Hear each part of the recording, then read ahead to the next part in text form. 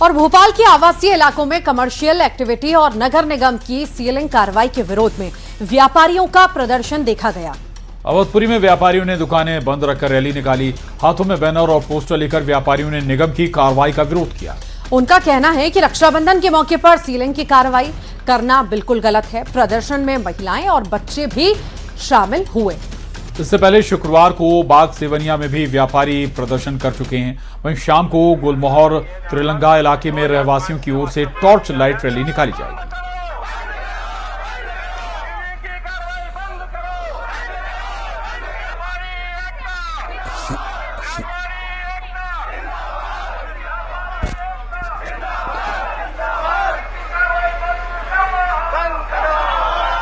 बिल्कुल देखिए, राजधानी भोपाल में लगातार व्यापारी जो है वो सड़कों पर उतरे हुए हैं, चाहे फिर वो न्यू मार्केट हो, 10 नंबर हो या अवधपुरी हो। इन व्यापारियों का कहना है कि हम लोग सालों से कमर्शियल टैक्स दे रहे हैं, लेकिन उसके बावजूद सीलिंग की कार्रवाई क्यों हो रही है। आप देखिए, बड़ी संख्या में जो महिलाएं हैं, व्यापारी हैं, वो अपना प्रोटेस्ट यहाँ पर करते हुए नजर आ रहे हैं। सीधे व्यापारियों से हम लोग बात कर लेते हैं। मैम, मिक्स लैंड यूज हो या फिर गुजरात मॉडल हो, वो हमारे यहाँ नहीं है, इसलिए ये प्रॉब्लम आप लोग हो रही है।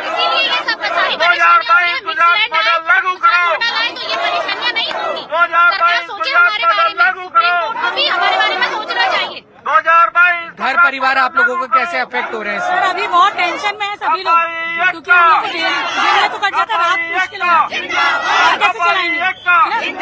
घर परिवार कैसे चलेंगे, ये इन व्यापारियों की जो मुख्य समस्या है, मुख्य प्रॉब्लम है। सर, प्रशासन से बातचीत तो आप लोगों की हुई है, कोई रास्ता निकल पा रहा है? देखिए, अगर कहीं रास्ता निकलता तो व्यापारियों को अपना व्यापार छोड़कर रोड पर नहीं आना पड़ता। आज हजारों की संख्या में व्यापारी अपना व्यापार, आप देखिए, एक बार अपना कैमरा घुमाइए, पूरा मार्केट बंद है। ये नौबत क्यों आई? सरकार चाहे हमारे व्यापारियों का घर परिवार और व्यापार बचाना चाहती है तो मिक्स लैंड यूज लेकर आए, मास्टर प्लान लेकर आए, 2022 गुजरात मॉडल लेकर आया है, 2012 भूमि विकास योजना को संशोधित करके शीघ्र से शीघ्र लागू किया जाए। अभी व्यापारी रोड पर आने वाले समय में जब भुखमरी की स्थिति होगी तो वो आत्महत्या के लिए मजबूर हो जाएगा। और चलिए अब आपको बताते हैं कि सुप्रीम कोर्ट का आदेश क्या है और उसको लेकर व्यापारियों और रहवासियों की मांग आखिर क्या थी। तो देखिए, सुप्रीम कोर्ट ने जो है आवासीय कमर्शियल गतिविधियां अवैध इन्हें बताया है, जिस पर व्यापारियों ने त्योहारी सीजन का हवाला दिया और सीलिंग रोकने की मांग की। तो रहवासियों ने शांति के लिए सीलिंग को जरूरी बताया। इधर सुप्रीम कोर्ट ने कहा है कि नियमों के विरुद्ध संस्थान बंद हों तो व्यापारियों ने आजीविका बचाने का समय मांगा और रहवासियों ने अवैध गतिविधियों से मुक्ति के लिए जरूरी इसे बताया है। सुप्रीम कोर्ट ने कहा मास्टर प्लान का प्लान हो तो व्यापारियों ने व्यावसायिक नियमितीकरण किए जाने की मांग की है। वहीं रहवासियों ने कहा है कि पार्किंग समस्या दूर हो और सुप्रीम कोर्ट ने कहा कि ट्रैफिक और प्रदूषण पर रोक लगे तो व्यापारियों ने अचानक हुई कार्रवाई करने की का विरोध भी किया।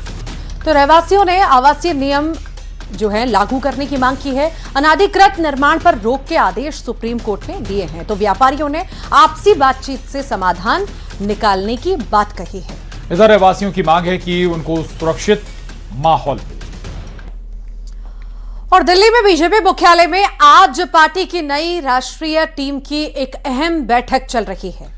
राष्ट्रीय अध्यक्ष नितिन नवीन की अध्यक्षता में हो रही इस बैठक में युवाओं और उनके संवाद पर विशेष जोर देने के निर्देश दिए गए।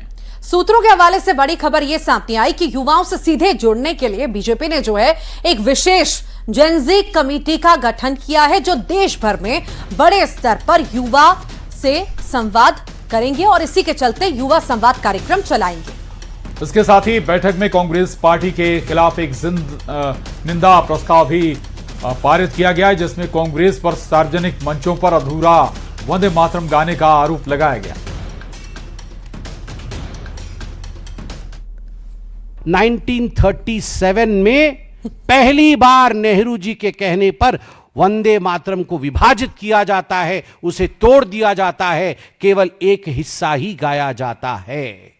परिणाम क्या हुआ? जो चिट्ठी 1938 में पंडित जवाहरलाल नेहरू ने जिन्ना को लिखा था, वह स्पष्ट रूप से उस चिट्ठी को पढ़िएगा तो नेहरू जी, जिन्ना जी की जो डिमांड्स थी, 14 जिन्ना के डिमांड्स थे, उनके सामने घुटने टेकते हुए नेहरू जी कहते हैं हमने मान तो लिया है। आप वंदे मातरम पर प्रतिबंध चाहते हैं, मान तो लिया है हमने। हम संपूर्ण वंदे मातरम का पठन नहीं करेंगे, कांग्रेस उसे नहीं गाएगी, मगर यही तुष्टीकरण की बीज, this seed of appeasement which was sowed by Pandit Jawaharlal Nehru in the year 1937 was the seed of partition. यह विभाजन का बीज बनता है और उस समय जिन ताकतों को शक्ति मिली, उन ताकतों ने देश को आगे चलकर विभाजित किया।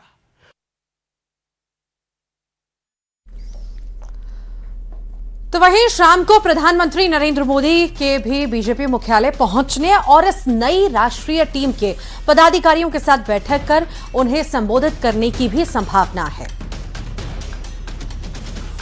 बता दें आपको, नितिन नवीन की नई टीम की बैठक चल रही है बीजेपी दफ्तर में और नए पदाधिकारियों से बताया जा रहा है कि प्रधानमंत्री नरेंद्र मोदी भी मिल सकते हैं, उनसे बातचीत कर सकते हैं और उन्हें कैसे संगठन में काम करना है, कैसे युवाओं से संवाद करना है, कैसे लोगों को जोड़ना है, इन तमाम मसलों पर बातचीत हो सकती है।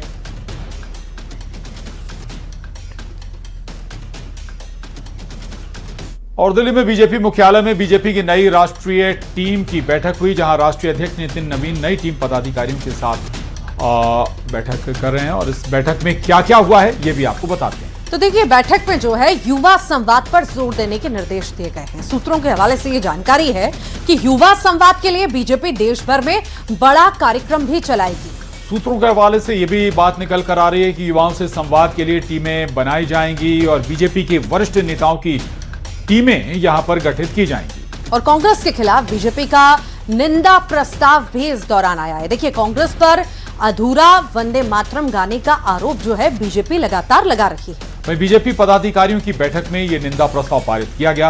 अधूरा वंदे मातरम गाने की निंदा इस प्रस्ताव में की गई है।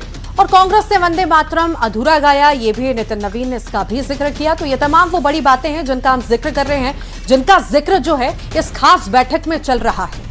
वहीं मध्य प्रदेश में तो भोपाल में कांग्रेस सेवा दल की बड़ी बैठक में हर जिले में ट्रेनिंग कैंप लगाने और नए विचारक तैयार करने की रणनीति बनाई गई। सेवा दल प्रदेश अध्यक्ष अवनीश भार्गव का कहना है कि आरएसएस प्रचारक तैयार करता है, जबकि सेवा दल ऐसे विचारक तैयार करेगा जो जनता तक जो है सच्चाई पहुंचाएंगे और नफरत और हिंसा के खिलाफ आवाज उठाएंगे। वहीं संगठन को ब्लॉक, बूथ और गांव तक ले जाने की भी तैयारी है। वहीं सेवा दल की इस रणनीति पर बीजेपी ने पलटवार किया है।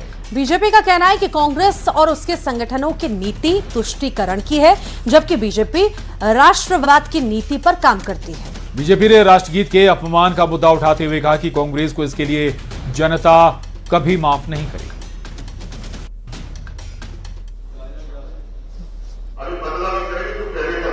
खासतौर से भारतीय जनता पार्टी के राष्ट्रवाद के नाम पे लोगों में ईर्ष्या, नफरत और भय का वातावरण बना के देश को तोड़ने की कोशिश हो रही है। राष्ट्रगीत के नाम पे लोगों को तोड़ा जा रहा है और राष्ट्रवाद के नाम पे लोगों में नफरत फैलाई जा रही। इन सब बातों का कांग्रेस सेवा दल, कांग्रेस का विचार और आरएसएस के प्रचारक और कांग्रेस के विचारक मिलके और सेवा दल के विचारक मिलके इसकी रणनीति को कैसे तैयार करें, इसको गांव स्तर पे, जिला स्तर पे अमली जामा पहनाने के लिए हमने रणनीति तैयार की है।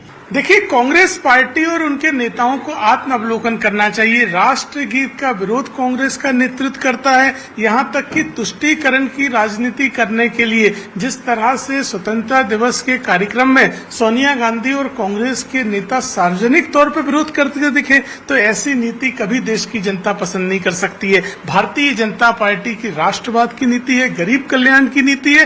कांग्रेस पार्टी की तुष्टीकरण, परिवारवाद और गुटबाजी की नीति है। इसीलिए कांग्रेस को जनता नकारती है। कांग्रेस पार्टी को आत्मावलोकन करके सुधार करना चाहिए।